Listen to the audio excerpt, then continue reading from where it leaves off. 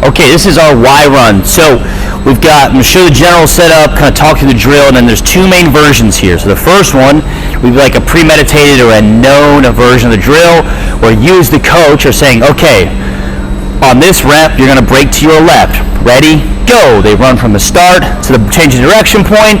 They make the break left and sprint through the finish. The other version would be more of an agility reactive based version where you give them just a go call.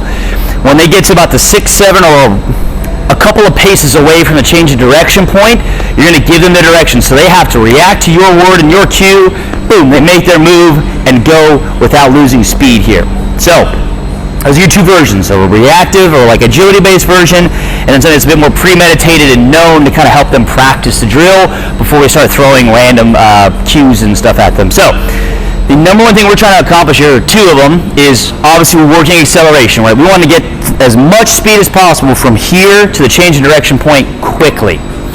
The second thing is we want to see a horizon change so that they don't lose speed as they're at their change direction point. So what we don't want is for them to like stay tall and then just kind of swivel.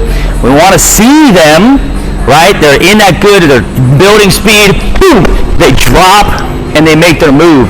So there's that little drop, the shoulders, head, and hips should all drop together at this change of direction point. I get this good first step, I roll, stay low, and it's almost like a quick drag of that toe, right? You see all the great receivers or players who make great change of directions. Boom! That first step, that first foot kind of stays low and they drag. Super important, so that way we carry as much speed through our turn as possible. If we stay up high, it's usually not a sharp cut and we usually lose a ton of speed and efficiency there. So those are your two things.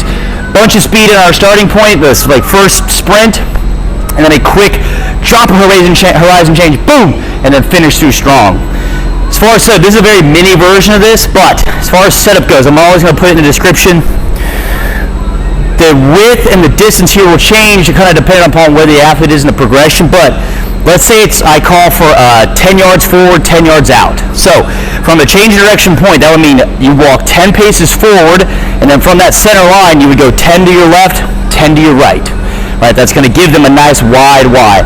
Maybe I do 10 and 5, so that'd be 10 yards forward and then 5 yards left and right. Right, a little bit narrower. It's going to be a bit less challenging, more top speed drill, but so that's how that will be broken or described. And then this, the starting distance, I'll give you, it'll be 10, 15, 20.